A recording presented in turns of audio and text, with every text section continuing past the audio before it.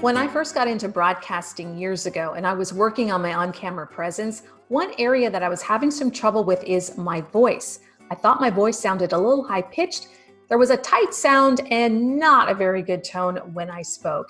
I didn't sound authoritative at all, and I couldn't quite figure out what to do about it.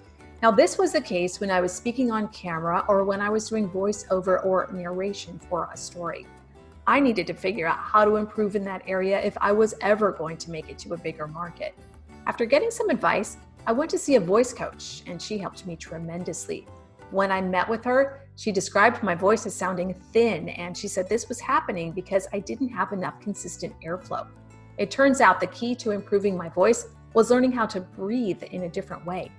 Prior to that, I was just trying to talk lower, which was making my voice sound kind of weird and not very natural. This voice coach introduced me to what's called diaphragmatic breathing, and I actually had no idea what it was before I spoke to her. She explained to me it was necessary to really train my body how to breathe in a certain way. It turns out it's simply taking in air by pushing out your abdomen area.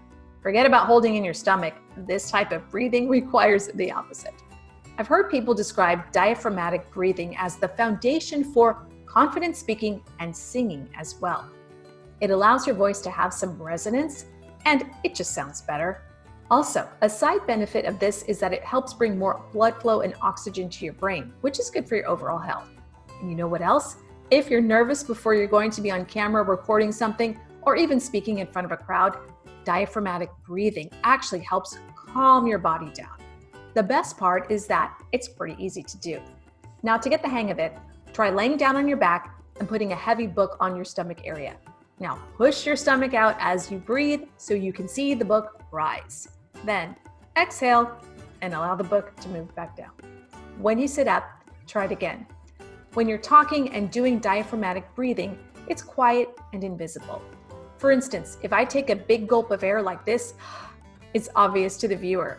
But if I breathe the other way, you don't even notice. I just took in a bunch of air so I can continue talking. It does take some getting used to before it becomes a habit, but this kind of breathing really is helpful when you're going to be in front of a camera, recording your voice, or in front of an audience.